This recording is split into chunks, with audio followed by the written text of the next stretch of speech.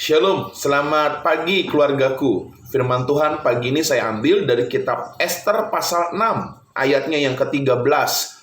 Dan Haman menceritakan kepada Zeres istrinya dan kepada semua sahabatnya apa yang dialaminya.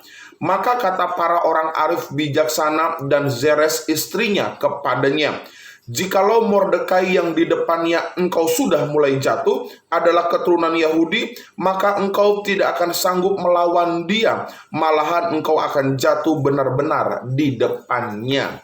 Bapak Ibu, hari ini firman Tuhan saya beri judul menjadi orang arif dan bijaksana.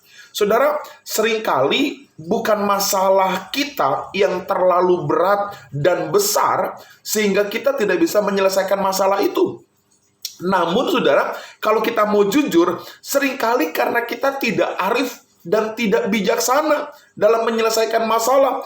Karena ketidakarifan kita, karena ketidakbijaksanaan kita dalam memandang masalah, maka masalah akan bertambah rumit. Masalah menimbulkan kita stres, bahkan mungkin masalah itu menimbulkan praduga negatif terhadap sesama, bahkan terlebih kita kecewa kepada Tuhan. Bapak Ibu, bukankah Alkitab berkata bahwa masalah pencobaan yang kita alami tidak melebihi kekuatan kita? Bahkan Tuhan berjanji akan memberikan jalan keluar dari setiap masalah kita. Tapi karena kita tidak arif dan tidak bijaksana dalam menghadapi masalah, yang ada adalah kekecewaan kita kepada Allah karena masalah yang tak kunjung selesai. Bapak Ibu keluargaku, di dalam ayat yang tadi kita baca, ketika Haman mendapatkan sebuah keputusan bahwa Haman dinyatakan bersalah oleh raja, Haman bercerita kepada istrinya, bahkan kepada orang arif bijaksana. Orang arif bijaksana sudah memperingati Haman bahwa Haman akan takluk, Haman akan kalah. Bapak Ibu keluargaku, mari kita sebagai anak-anak Tuhan, kita harus menjadi orang yang arif dan bijaksana dalam menghadapi setiap persoalan yang kita hadapi.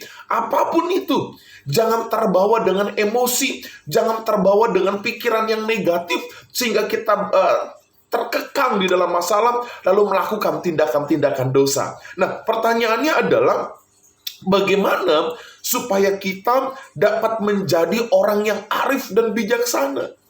Yang pertama, saudara, saya menulis orang yang arif dan bijaksana adalah orang yang mampu mengendalikan diri. Saudara-saudara sekalian, orang yang bisa mengendalikan emosi, orang yang bisa mengendalikan diri, maka dia melebihi seorang pahlawan, kata firman Allah. Kalau engkau mau menjadi seorang pahlawan hebat, bukan karena engkau bisa menaklukkan orang, tapi karena kita bisa menaklukkan emosi diri kita sendiri. Yang kedua, saudara, orang yang arif dan bijaksana adalah orang yang berpikiran positif. Setiap masalah yang terjadi di dalam tuntunan Tuhan pasti mendatangkan kebaikan. Karena Allah campur tangan di dalamnya. Karena itu mari kita pakai pikiran kita menjadi pikiran-pikiran yang positif. Yang ketiga, mari kita belajar pahami cara Allah. Pengkhotbah 3:11, kita tidak bisa melihat cara Allah. Kita tidak bisa melihat bagaimana Allah bekerja, tapi yang pasti keyakinan kita, rencana Allah adalah rancangan yang penuh dengan damai sejahtera. Yang keempat adalah, saudara, mari untuk menjadi orang arif dan bijaksana, kita harus selalu dekat dengan Tuhan, punya hubungan yang intim dengan Tuhan melalui doa, firman Allah yang kita baca, sehingga kita banyak pengetahuan tentang bagaimana bersikap dalam setiap menghadapi masalah-masalah kita. Selamat pagi keluargaku, jadilah orang arif, jadilah orang yang bijaksana ketika masalah datang, ketika kita melakukan komunikasi dengan siapapun. Shalom, selamat pagi, Tuhan berkati kita semua.